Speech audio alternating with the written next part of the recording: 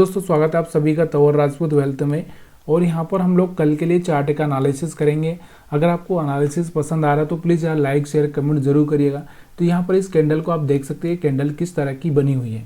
इस कैंडल के हिसाब से हम लोग यहाँ पर अगर देखें कल के लिए तो देखिए यहाँ से पिछले वाली कैंडल के ऊपर ही बनी हुई है। पहले तो यहाँ पर ऊपर ही बनेगी, मतलब यहाँ पर थोड़ा सा यहाँ पर आपको बाइंग का दिख रहा है कि यहाँ से थोड़ी बहुत बाइंग हुई है।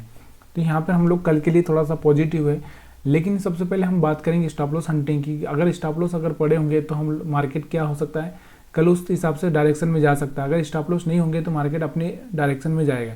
तो यहाँ से अगर हम बात करें थोड़ा सा इस चार्ट को थोड़ा सा गहराई से समझने की कोशिश करना कि मैं यहाँ से चार्ट लगा देता हूँ। थोड़ा सा इस चार्ट को समझना कि यहाँ से अगर हम देखें तो देखो मार्केट में एक इस तरह से मोमेंटम मिला है, उसके बाद में एक ऐसा मोमेंटम हो चुका है। अब मार्केट को इस तरह से एक मोमेंटम होना चाहिए।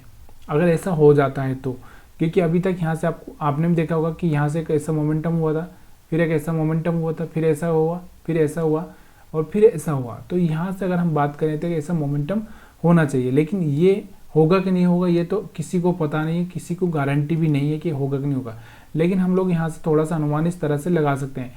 या फिर मार्केट क्या कर रहा है, देखो 20 मूविंग एवरेज को अभी तो रेस्पेक्ट कर रहा है। तो जब ये मार्केट 20 मूविंग एवरेज को ब्रेक कर देगा इस तरह से, तब जाके हम लोग यहाँ पर सोचेंगे कि मार्केट यहाँ से कुछ अलग ही बनाने की कोशिश कर रहा है, अलग ही कुछ जाने की कोशिश कर रहा है।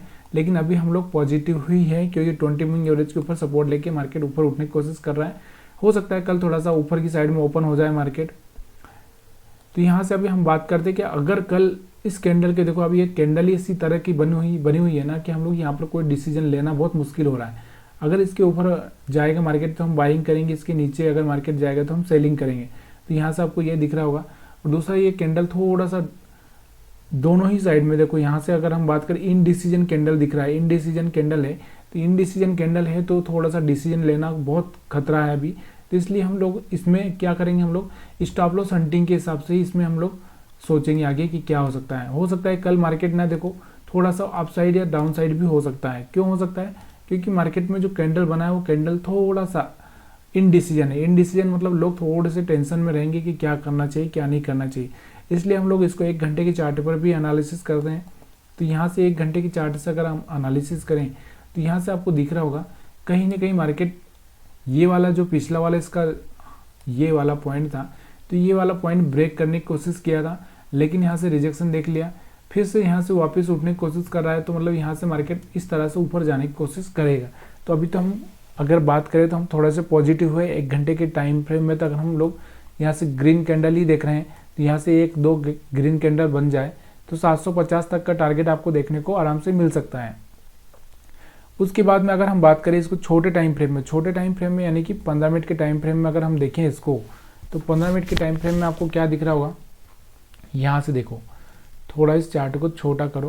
तो यहाँ से अगर 15 मिनट के टाइम फ्रेम में अगर आप देखोगे तो मार्केट इस तरह से गया था, इस तरह से मार्केट ने यहाँ पे एक रिट्रेसमेंट भी कर लिया है और उसके बाद इस तरह से मार्केट ऊपर जाने की कोशिश कर रहा है। तो हमारा जो पहला टारगेट होगा तो यहाँ से हमारा ये टारगेट होगा, क्योंकि यहाँ से लोग सेल करके गए हैं तो उनके स्टॉप लॉस यहाँ पर पड़े होंगे एसएल, ठीक है। और यहाँ पर बायर्स के एसएल पड़े हैं और यहाँ पर बायर्स के एसएल पड़े हैं। तो ये चीज़ें आपको देखनी है कि नीचे आपको 21,500 का लेवल दिखाई देगा और ऊपर की साइड में आपको यहाँ पर 21,725 कितना 725 का लेवल दिखाई देगा। तो 15 मिनट के चार्ट से और यहाँ से 20 मूविंग एवरेज के हिसाब से देखें तो अगर ये ब्रेक करने की कोशिश कर अच्छा सा कैंडल बनेगा तो यहाँ से एक अच्छा सा मौका देखने को आपको मिल सकता है। और भी अगर हम इसको 5 मिनट के टाइम फ्रेम में एनालिसिस करें तो 5 मिनट के टाइम फ्रेम में हम स्टॉप लॉस हंटिंग के हिसाब से एनालिसिस करते हैं। तो स्टॉप लॉस हंटिंग के हिसाब से अगर हम बात करें तो कुछ जो बायर्स होंगे ये यहाँ पर कुछ बायर्स के यहाँ पर एसएल पड़े हैं वो पड़े हैं, कुछ यहाँ पर जो सेलर्स सेल करके गए तो निकल ही चुके हैं। अब यहाँ पर कुछ सेलर्स आए होंगे, कौन आए होंगे, यहाँ पर कुछ सेलर्स। तो यहाँ पर कुछ सेलर्स आए होंगे। देखिए अब सेलर्स की बात करता हूँ मैं यहाँ पर, तो आपको ये पता चलना चाहिए सेलर्स का मतलब यहाँ पर ऑप्शन सेलर भी होते हैं और जो ऑप्शन बायर्स होते हैं वो मतलब पी जो लेने वाले होते हैं वो भी होते हैं। तो मतलब सब तरह के लोग हो सकते हैं, कोई भी हो सकता है यहाँ पर। तो यहाँ पर जो सेलर्स आए होंगे तो सेलर्स यहाँ तक उनको पता था कि मार्केट यहाँ तक जाएगा। उसके बाद में अगर मार्केट में उन्होंने प्रॉफिट बुक नहीं किया होगा तो यहाँ से उनको डराने के लिए मार्केट इन सेलर्सों को निकालने के लिए ऊपर जा सकता है या ऊपर ओपन भी हो सकता है। पॉसिबिलिटी ज़्यादा है यहाँ पर ओपन होने की। तो यहाँ से मार्केट यहाँ पर ओपन हो सकता है। अगर यहाँ से ओपन होता है तो आपको देखो थोड़ा सा नीचे की साइड में भी एसएल बहुत कम है और यहाँ पर एसएल भी बहुत दूर हो चुके हैं। तो यहाँ पर आपको ये ध्यान देना ज़रूरी है कि यहाँ पर अगर मार्केट यहाँ पर तो आना बहुत मुश्किल हो जाएगा। अगर ऊपर ओपन हो गया तो नीचे आना बहुत मुश्किल हो जाएगा। तो इसलिए आपको कभी ऊपर ओपन होता है थोड़ा सा आपको देखना है कि मार्केट किस तरह का ट्रेंड फॉलो कर रहा है, तो वहाँ पर आपको प्राइस एक्शन देखकर एक्शन करना है। आज हम बात करते हैं तो यहाँ पर थोड़ा सा एक प्रॉब्लम ये भी हुआ था। अगर हम बात करें तो हमारे एसएल थे 500 के आसपास, मार्केट ओपन हुआ था 725 के आसपास, यानी कि 200 पॉइंट का गैप आ चुका था।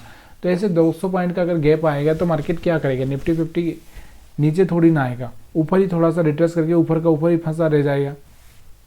तो यहाँ से आपको समझ में आ रहा होगा हमारे एसएल कहाँ पे पड़े हैं, यहाँ पर, ठीक है, और कुछ हमारे एसएल यहाँ पर भी पड़े हैं नीचे की साइड में भी। तो इस तरह से मार्केट थोड़ा सा ऊपर नीचे एक बड़ी रेंज हो सकती है मार्केट के पास में।